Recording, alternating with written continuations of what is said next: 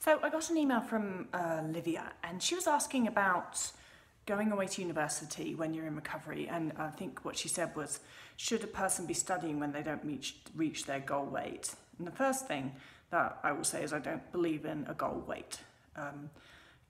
That's a whole other explanation as to why that is, and my book explains that quite thoroughly.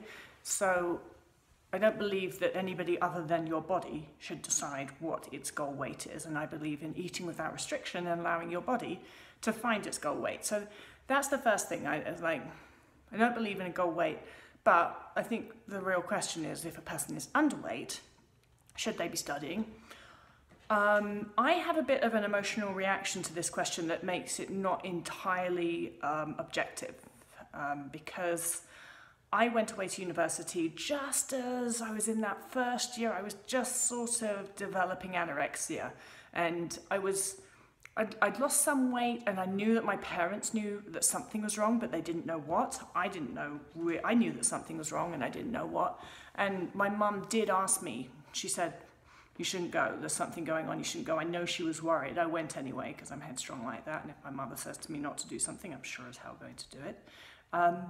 And that was honestly the biggest mistake I ever made in my life. I shouldn't have gone. I should have stayed home. I should have let somebody help me figure out what was wrong, because at that stage, I think it was early enough that had I known that I was developing anorexia, I would have actually done something about it. And I think that I probably would have saved 10 years of pretty much hell.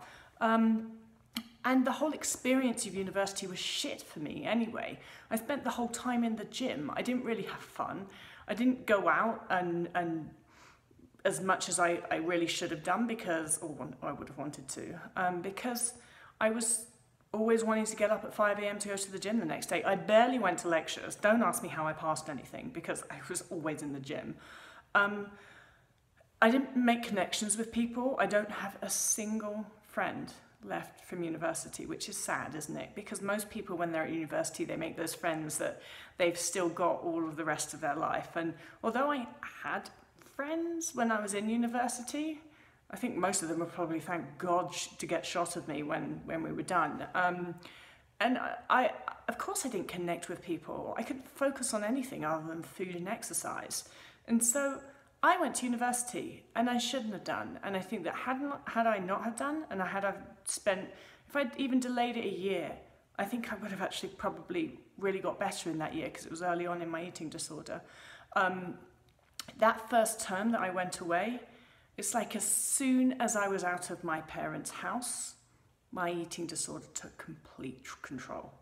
That first term was horrific. And that first term, which is such a short space of time, 10 weeks, was that long enough for my eating disorder to get a really firm hold on me.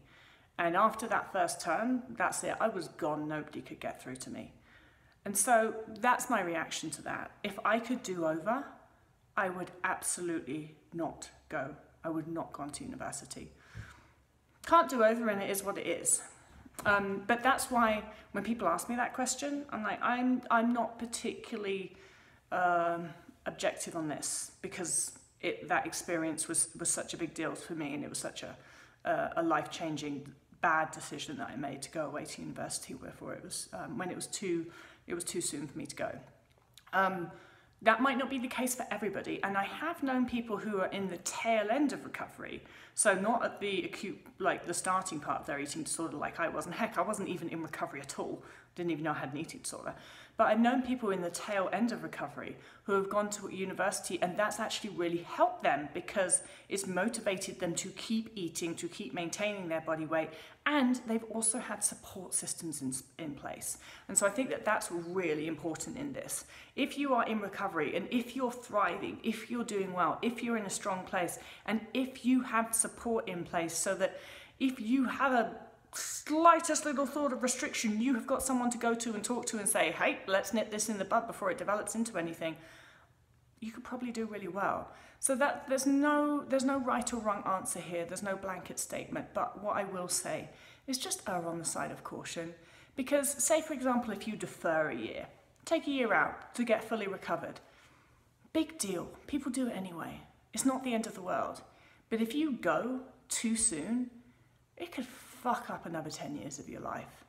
So erring on the side of caution is to just be wherever you know that you need to be in order to completely nail recovery, and then you get to go. And if you go too soon, because you might be like, well, I'm scared I'm going to miss the first year and I'm not going to go with all my friends and this, that, and the other. If you get really sick, you're not going to be having your friends anyway. You're not going to be having fun anyway. Your studying is going to be shit anyway. So don't take that chance. It's usually worth taking some time out and then just doing university really well and actually enjoying it. That's my 2 cents on that anyway.